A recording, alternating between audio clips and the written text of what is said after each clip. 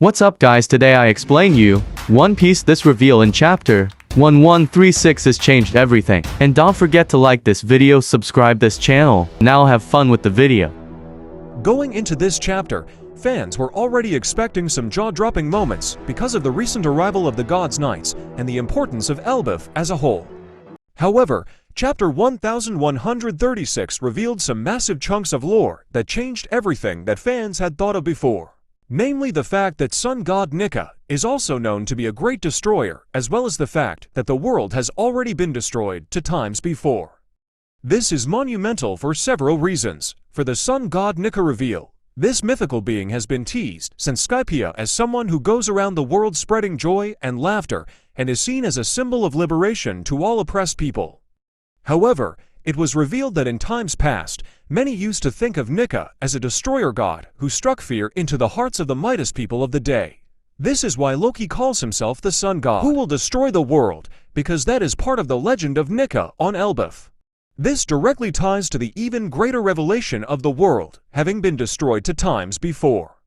The previous destruction of the world was never really a secret, since fans had been speculating about this for years, and this was finally confirmed during Dr. Vegapunk's broadcast during the Egghead arc, which also stated that the world is currently building up to yet another cataclysmic event. However, confirming that there have been two iterations of the world that have been destroyed opens up a whole new perspective and implications. Before Luffy, Joy Boy was the owner of the Hito Hito no Mi model, Nika, and is largely remembered as a good guy who liberated many lands and fought against tyranny. However, he lost against the forces of Aimu and the world government, which likely ended with the destruction of the world through major flooding. This is where the reveal gets fascinating, since this entire cycle is implied to have happened once before the time of Joy Boy. This time is likely where the initial legend of Nika came from, as the first place where this specific devil fruit appeared in history. However, unlike Joy Boy and Luffy, the user of this devil fruit from these ancient times may have been evil and used its powers for selfish reasons. This could be what caused the first destruction of the world, as a madman with godlike powers reduced everything to rubble. Another very interesting theory could be that, just like the subsequent users of the Hito Hito no Mi model, Nika, the first iteration of the Sun God, was also a heroic figure, but may have been forced to make a tough decision. This decision, or perhaps even a mistake, could have led to the first destruction of the world, after which the myth of Nika being a destroyer god was born, though this is all just speculation for now. Another incredible implication of this ties directly back to Loki and his rumored devil fruit.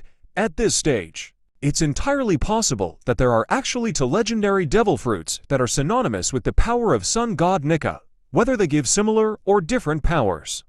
If this is true, then it could be that the very first incarnation of Nika had the same fruit as Loki did, turning him into a sun god of a sort, but one with powers different from that of the Hito Hito no Mi model, Nika.